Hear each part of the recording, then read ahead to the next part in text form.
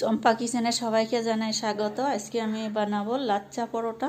কিন্তু লাচ্চা পরোটা কিভাবে তাড়াতাড়ি বানানো যায় কম ঝামেলায়, সেটা ভিডিওটা পুরোটা দেখলেই বুঝতে পারবে যে কিভাবে তাড়াতাড়ি রেস্টুরেন্টের মতো হয়ে যাবে।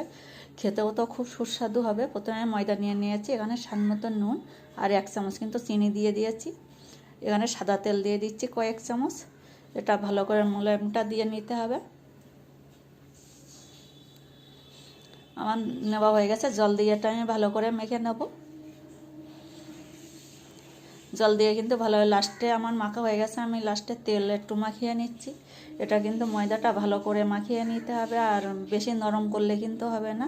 আবার একবারে বেশি যে খুব বেশি শক্ত সেটা না, একটু মাঝামাঝি করতে হবে। তবে দেখতে হবে যে বেশি নরম যাতে না হয়, একটু শক্ত থাকলেই কিন্তু ভালো হবে। এটা আমি এইভাবে বেলে নেব, এক এক করে কিন্তু আমি সবকটা বেলে নেব। একটু হালকা করে, খুব বেশি হালকা করব না।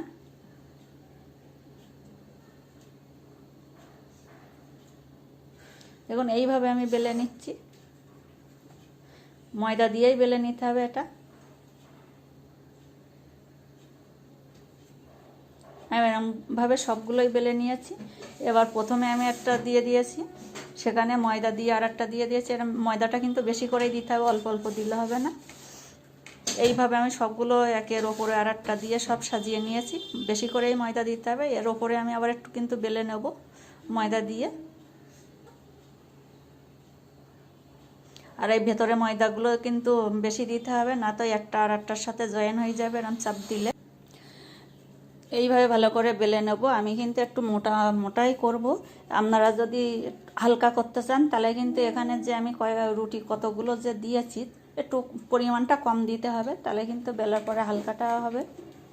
আমি একটু মোটাই করব, তাই জন্য একসাথে এতটা দিয়েছি।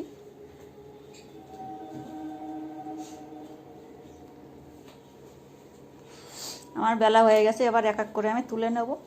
তাই জন্য এই তুলতে গেলেই ঝামেলা হবে, তাই জন্য বলেছিলাম ভেতরে ময়দাটা বেশি দিতে হবে। আমার অসুবিধা হচ্ছে না, আমি ময়দাটা বেশি দিয়েছি। অল্প দিলেই কিন্তু একটা আর একটার সাথে জোড়া লেগে যাবে।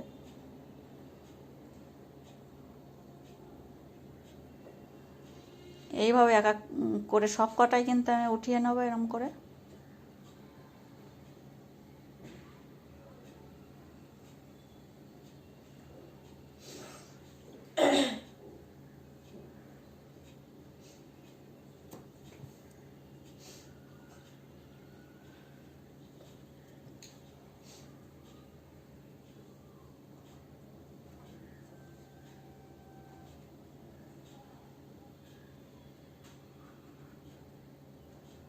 আমার কিন্তু ভালোভাবে উঠে যাচ্ছে।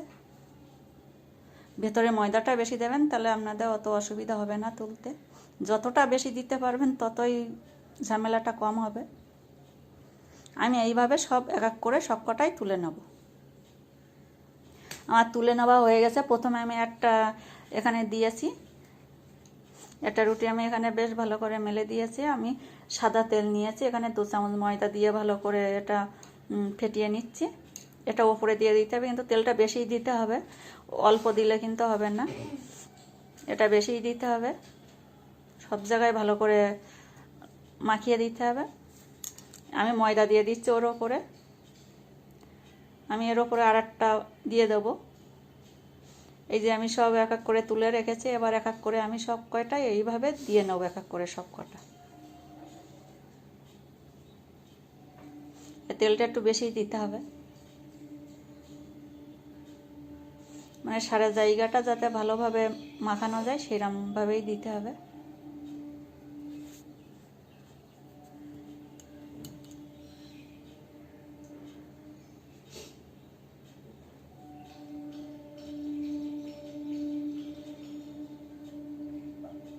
এর উপরে আর একটা দিয়ে দিচ্ছি।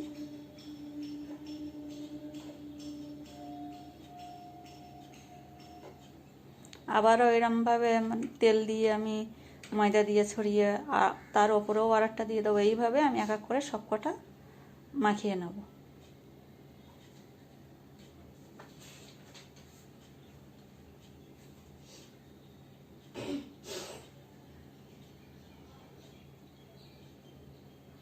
আমার মাখিয়ে নেওয়া হয়ে গেছে সব কটা। ওপরে দিয়ে দিচ্ছি তেল।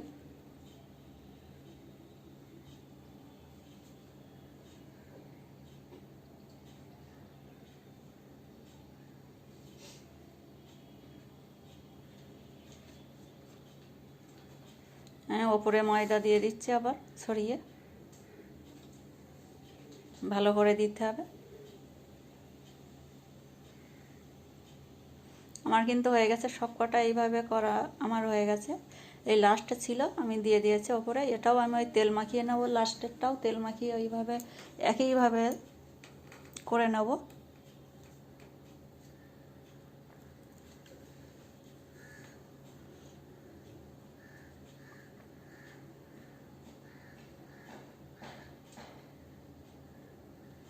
তেলটা যদি কম দেওয়া হয় তাহলে কিন্তু ওই একটা আরেকটার সাথে জয়েন হয়ে যেতে পারে, তখনই ফুলবে কম।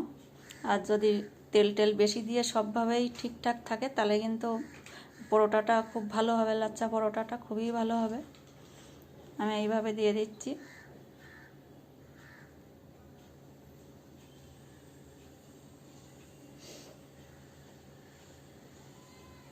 আমি এর ওপরেও আর একটু তেল মাখিয়ে নিচ্ছি।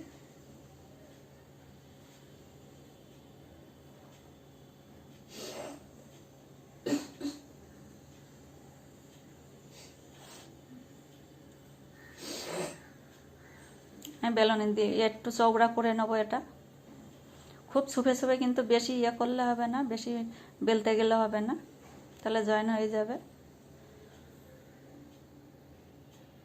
লেয়ারগুলো তাহলে নষ্ট হবে, লেয়ারগুলো যাতে নষ্ট না হয় সেই রকমভাবে আস্তে করেই আলতোভাবেই সব কিছু করতে হবে। লেয়ারটা নষ্ট হয়ে গেলে কিন্তু অতটা ভালো হয় না। লাচ্চা পরোটা তো লেয়ারটা ঠিক থাকাই তো ভালো লাগে।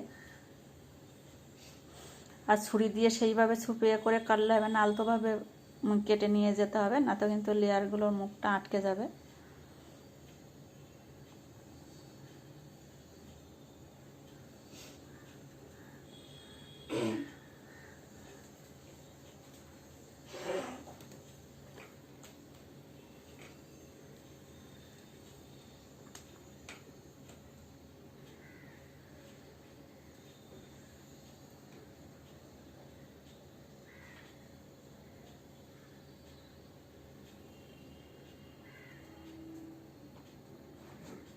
এখন হালকা হালকা পাটও হয়েছে।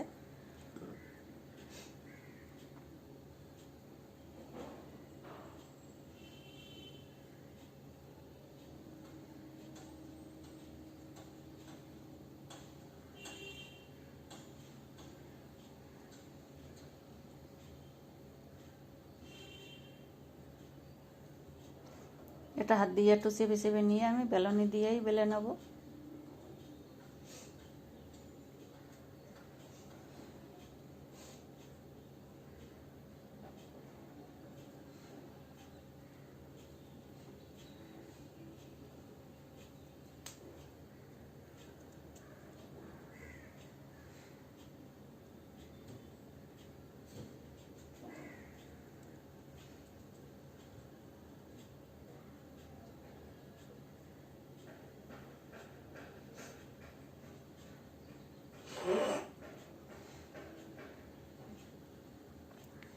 এইভাবে আমি বেলে নেবো সব কটা।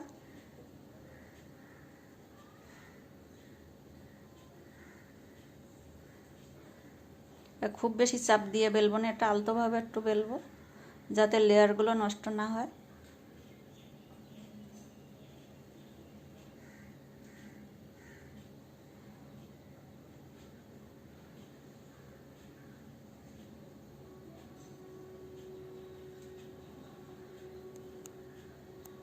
আমি এইভাবে কড়াইতে দিয়ে দিয়েছি, কিন্তু গ্যাসের জালটা একটু কম করেই দেবো যাতে ভেতর থেকে ভাজা হয়। আস্তে আস্তে করে এটা আমি ভাজা করে নেব। আমি অল্প তেল দিয়ে দিয়েছি। এভাবে উল্টে পাল্টে ভালো করে ভাজা করে নেব। আমি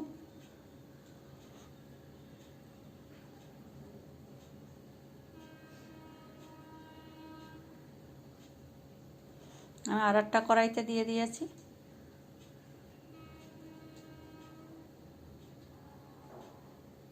এটা কিন্তু খুব সুন্দর রেসিপি, এটা বাড়িতে ট্রাই করে দেখতে পারেন। হয়ে গেছে আমার।